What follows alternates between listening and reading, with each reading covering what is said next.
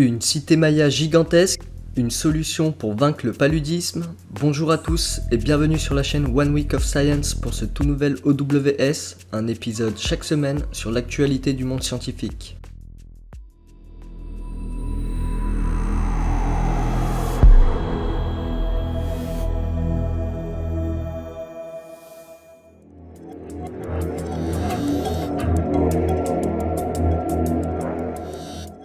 Pour la première fois dans l'histoire de l'humanité, l'agence spatiale japonaise est parvenue à poser 2 rovers sur la surface d'un astéroïde du nom de Ryugu.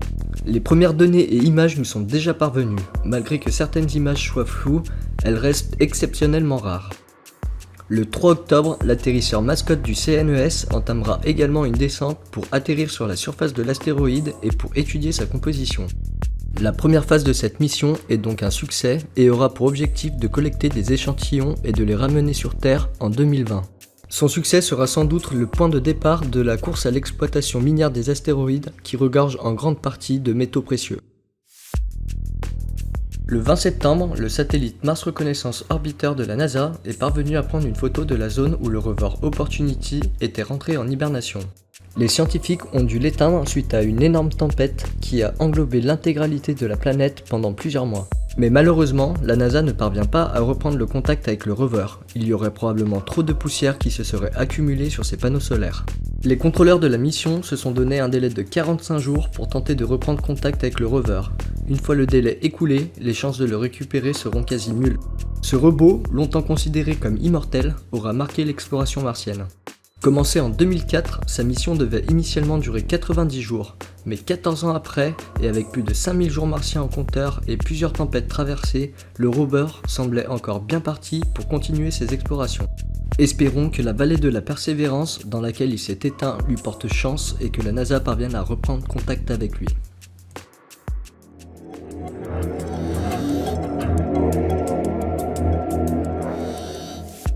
Souvenez-vous, début 2018, au Guatemala, des milliers de structures mayas avaient été détectées dans la jungle.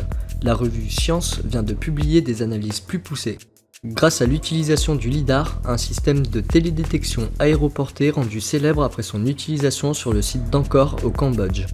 Le LIDAR est composé de lasers couplés à un GPS haute précision qui permet de détecter des détails topographiques d'un site.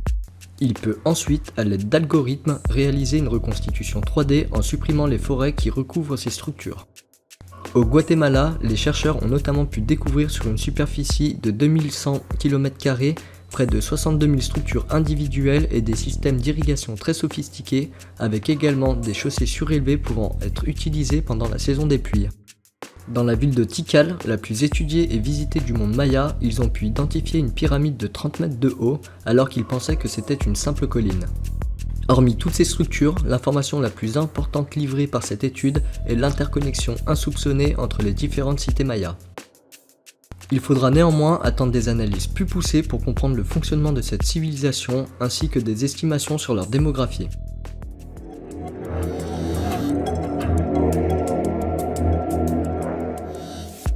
Encore une prouesse dans le milieu du biomimétisme. Une équipe de l'université de Delft aux Pays-Bas est parvenue à recréer un mini-robot inspiré de la mouche capable de reproduire la plupart de ses déplacements, ce qui en fait probablement le robot le plus agile du monde. Il doit cette agilité à la dextérité de ses 2 paires d'ailes, capables de battre 17 fois par seconde ainsi que de s'ajuster minutieusement en vol et pouvoir reproduire différentes techniques de vol comme le vol stationnaire et les loopings. Ce petit robot a permis de mieux comprendre les mécanismes aérodynamiques de la mouche car ils sont difficiles à observer en laboratoire. Je vous laisse le lien de leur chaîne dans la description.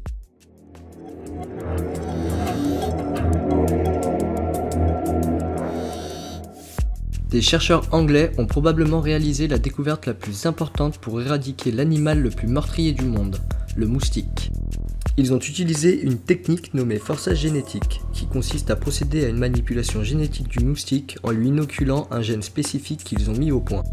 Une fois inoculé, ce gène sera transmis aux générations suivantes et bloquera la fertilité des femelles. Testé en laboratoire, les chercheurs sont parvenus à éradiquer 11 générations de l'espèce de moustique principal vecteur du paludisme, qui, rappelons, tue environ 400 000 personnes chaque année dans le monde. Seul point négatif, il faudra patienter une dizaine d'années pour pouvoir exploiter cette technique.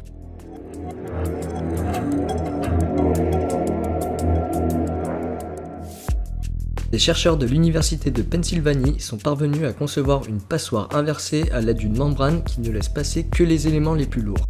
Comme une bulle de savon, les particules massives la traversent avant de se refermer sur elles-mêmes. Elle pourrait notamment être utilisée en chirurgie pour réduire les risques de contamination de la zone opérée en bloquant les poussières et les germes qui pourraient s'y déposer. Et voilà, c'est la fin de ce 8e épisode. Pense à laisser un pouce bleu si ça t'a plu et à me rejoindre sur les réseaux sociaux. Et surtout, n'oublie pas de t'abonner et on se dit à la semaine prochaine pour un prochain épisode.